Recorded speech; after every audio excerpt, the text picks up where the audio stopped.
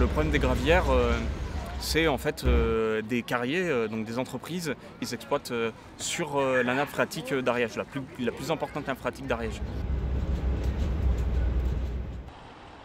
Après 1945, après la guerre, vous aviez deux familles qui travaillaient dans ce domaine-là, qui ont commencé à extraire des cailloux, mais d'une manière tout à fait artisanale. Hein. C'était essentiellement du granulat qui était utilisé pour la construction, pour le BTP ou les routes. Hein. Au début, les gens n'allaient pas jusqu'au plancher de la nappe. Ils arrêtaient à 6-7 mètres de profondeur, là où ils ne pouvaient plus accéder, quoi, tout simplement, parce qu'ils n'avaient pas les moyens d'aller plus bas.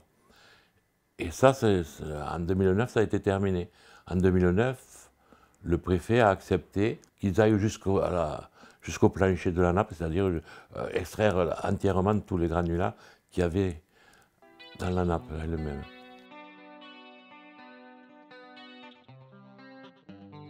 Très vite, on s'est rendu compte de l'impact fort et nocif que pouvait avoir la multiplication de ces gravières sur une très grande surface sur la ressource en eau. On s'est retrouvé avec les 4 grands géants du BTP qui s'installaient et qui ont eu des autorisations sur plus de 1000 hectares. Donc entre ce qui était déjà exploité, plus les autorisations qu'ils ont sur les 30 prochaines années, eh bien, ça représentait une surface considérable. Et donc aujourd'hui, on se retrouve avec, à terme, 700 hectares de lacs qui vont prendre la place des 1000 hectares de terres agricoles. Pourquoi pas 1000? Parce que tout simplement, ils vont en remblayer 30% avec les déchets du BTP. Et donc, des déchets qui sont dits inertes. Sauf que, on a fait des analyses, ils se sont rendus compte que quand le béton est au contact de l'eau, et notamment, à plus forte raison des eaux qui sont acidifiées, eh bien, le béton se désagrège et relâche les composants.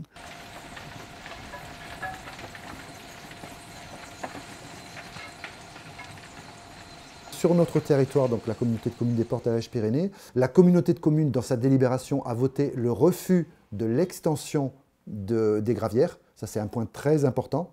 C'est-à-dire qu'on reste à un statu quo, voire la possibilité de revenir en arrière sur les projets d'extension qui ne sont pas encore réalisés. Ça, c'était écrit dans la délibération.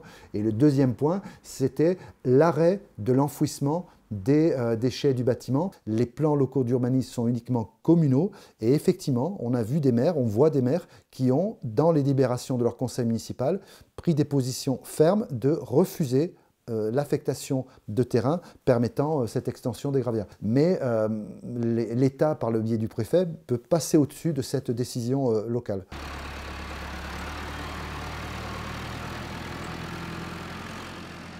Le problème des surfaces agricoles en France, elles disparaissent, elles sont grignotées partout.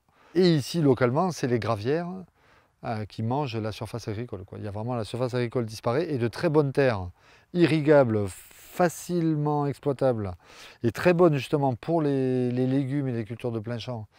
On sait qu'aujourd'hui, il y a la loi Egalim qui a 2 ou 3 ans. On doit fournir 20% des cantines de la restauration collective en agriculture biologique. Et pour l'instant, on l'importe de l'étranger. On n'arrive même pas à la produire, nous, en France, quoi.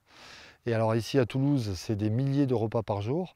Et on n'arrive pas à les fournir. Alors qu'ici, on a des terres qui sont bouffées par les gravières. Donc là aussi, il y a un énorme problème, quoi, en fait. On a des jeunes qui veulent s'installer, des terres qui sont mangées par les gravières. Eux, ils manquent de terre, ces jeunes. Et à côté, une demande insatiable dans la région toulousaine, quoi. Donc il y a un moment, il va falloir mettre tout le monde d'accord pour que ça fonctionne et que ça ne soit pas bouffé pour faire du BTP, quoi. Il y a des dossiers, des décisions sur lesquelles on ne peut pas attendre le temps long.